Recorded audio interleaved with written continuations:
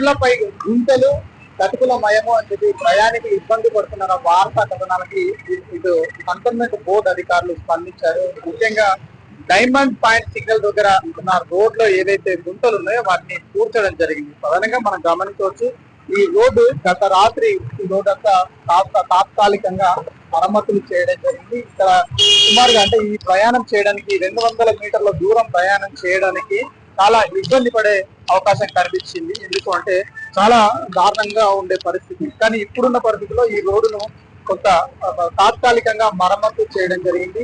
గడిచిన వారం రోజులుగా కంటోన్మెంట్ బోర్డు పరిధిలో ఉన్న రోడ్ల పరిస్థితిపై వస్తున్న కథనాలకు అధికారుల్లో చలనం రావడం జరిగింది. ఈ నేపథ్యంలోనే ఇక్కడ మరమ్మతులు చేసి ప్రయాణికులకు ఇబ్బందులు లేకుండా కొంత రోడ్డును సాఫీ చేయడం జరిగింది.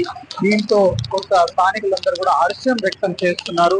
అయితే అధికారులు గడిచిన కొన్ని సంవత్సరాలుగా ఎటువంటి స్పందన లేకపోవడంతో వర్షం వచ్చినా ఇక్కడ రోడ్లన్నీ తీవ్రంగా గుంతలమయం కావడం, గర్భులమయం కావడంతో తీవ్ర ఇబ్బందులు ఎదుర్కొన్నారు. కానీ తాజాగా వారు తీసుకున్న నిర్ణయాన్ని, వారు చేసిన పనిని స్థానిక ప్రయాణికులు అభినందిస్తున్నారు, వారికి కృతజ్ఞతలు తెలుపుతున్నారు. ఎందుకంటే ఈ రోడ్లు సాఫీగా సాగితే ఖచ్చితంగా ప్రయాణం సాగుతుంది. ఆ తర్వాత ఏదైతే రాకపోకలకు ఇబ్బందులు లేకుండా వాళ్ళు వెళ్తారు అని చెప్పి స్థానికులు చెప్తున్నారు.